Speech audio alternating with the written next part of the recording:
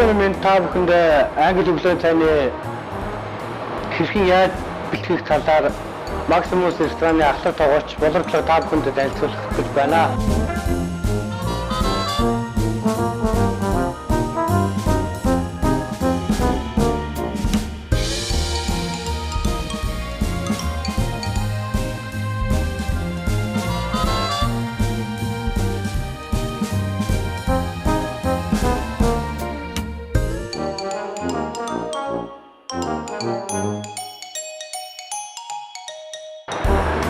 Одоо ингээ бэкнэ.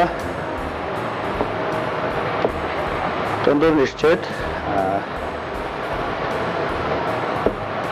тавина. Өглөөний цаг өөрөө өдрийн хоолыг найзтайгаа хуваа. Харин оройн хоолыг дайсандаа өг. Англи өглөөний цай бэлтгэхэд гард орох материалаар ердөө 5-10 минутын хооронд хийж гэнэ. Англи өглөөний цайны ганц гол журал гахаамах болон цагаан зайд. Үзэгч та өглөө гарахаас өмнө хийгээд идвэл тунч амттай да. Харин дөрвөө сайтар хатааж агаад боромжийн тос хийхээ.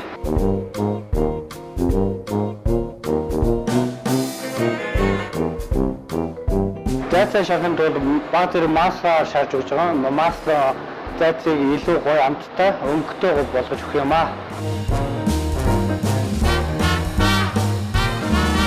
Өнөө баг зэрэг юм зөөлөн гадаар бас шаах хэрэгтэй.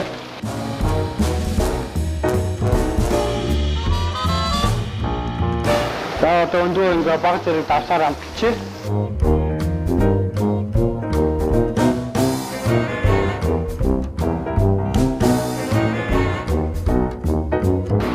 Одоо та бүхэндээ помидор шарж өгье. Помидор маань өглөөний цайнд маань өг үзэмж оруулж өгнө. Бас зайд зөндөгтэйгөө их сайхан тогтдог. Тэгээ бас помидор баг зэрэг маслаар шааж өгье.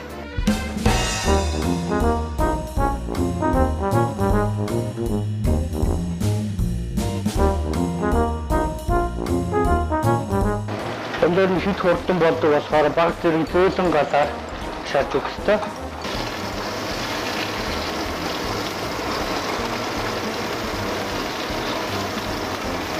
Бас хажуугаар нь талхаа шавж өгөх ёстой. Та бүхэнд гэрт докко боёо докко хийж болно. Эсвэл хайрлан давган дээр баг зэрэг халаах маягтай шааж өгч болно.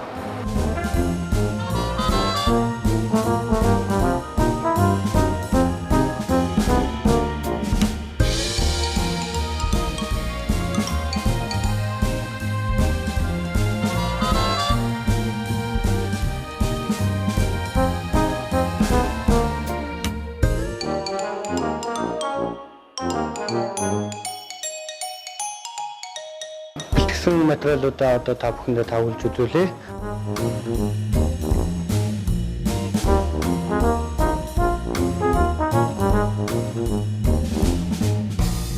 Цагаан зайцыг гахаа махаар хийдэг хүн илчлэг их учраас өдрийг эрч хүчтэй өнгөрүүлэхэд тань туслана шүү.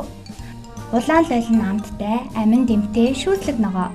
Улаан лойлн дотроо ликопин хэмээх бодис агуулдаг. Энэ нь хүний бие дэх хортой бодисыг зайлуулах хамгийн чухал зүйл юм байна. Харин далбар ногоон байцаа нь хүний биед ямар ч хор нөлөөгүй, мөн идэхэд ямар ч амтгүй байдаг.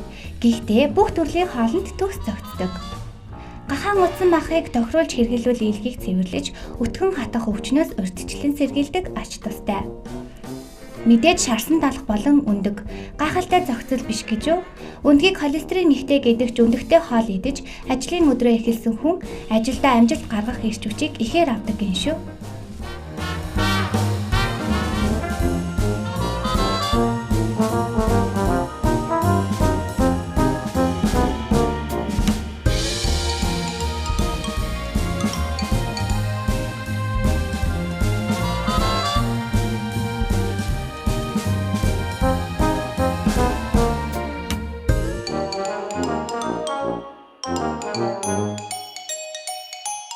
Миний бэлтгэсэн англи өглөө цай маань бэлэн боллоо.